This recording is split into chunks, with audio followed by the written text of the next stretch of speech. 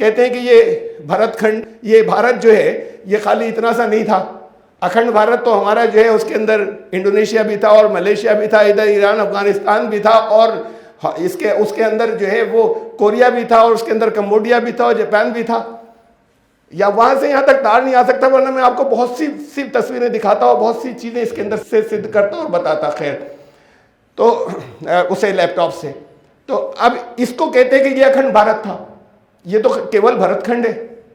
मैं थोड़ा सा संशोधन चाहता हूं, मैं क्षमा चाहता हूं उन लोगों से जैसे आज जो इसे आज तक अखंड भारत कहते चले आए और इसको भरतखंड कहते चले आए इस भूभाग को।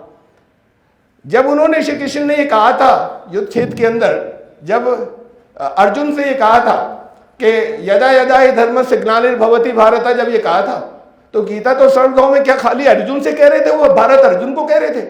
ये भारत तो पूरे विश्व था, सारे विश्व को भारत कहा गया था, वो सारा विश्व कभी भारत था।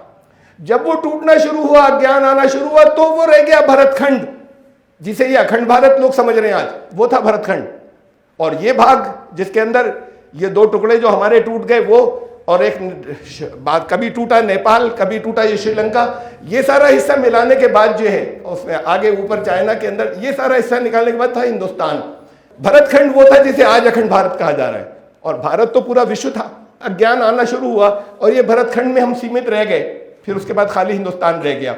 मैं इसके बारे में कुछ बताना चाहता हूं, कुछ प्रमाण देना चाहता हूं इस्लाम धर्म की चीजों से, आपको इसके ऊपर आश्चर्य होगा। ये इतने कितने करीब है और कितने दूर हैं, इसे समझना होगा। सबसे मूल उपासना मुसलमानों की नमाज है, आप लोगों ने सुन रखा है नाम। नमाज नमा और रजा की संधि से बना है, ये अरबी का वर्ड ही नहीं है, कहीं नहीं अरबी भाषा में नहीं आया। अरबी में तो सलात कैसे अजान होती है, हय्या अला सलात, आओ सलात की तरफ। नमाज अरबी भाषा का शब्द नहीं है।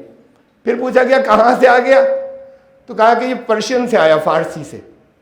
फारसी में भी इसका मूल नहीं मिलता। फारसी में नम कहते हैं गीले को, कि नम हुई कोई चीज तो थोड़ी सी गीली है। ये नमा दुनिया की एक ही भाषा के अंदर है, जहां सर झुकाने को कहते हैं। तो इसको सोचा नहीं गया कि नमा अज, अजन्मे को नमन करना। तो ये तो इस मूल उपासना का अपना नाम यहाँ की भाषा में ले रहे और जानते नहीं। लेकिन बताना मैं आपको चाह रहा हूं कि सिर्फ ये लोग नहीं ले रहे, हिंदुस्तान के मुसलमान, पाकिस्तान और बांग्लादेश चलो अभी अलग हुआ था, वो भी इसे नमाज बोलते हैं। श्रीलंका और नेपाल के मुसलमान भी नमाज बोलते हैं। लेकिन वो सारे जितने ताजिकिस्तान और अफगानिस्तान और कजाकिस्तान और वो जो सोवियत यूनियन टूटकर जितने टुकड़े हुए थे, उन सब जगहों के ऊपर इसे नमाज कहा जाता है, सलात नहीं कहा जा सकता। उसके आगे अरब और अफ्रीका में इसे कहते हैं सलात।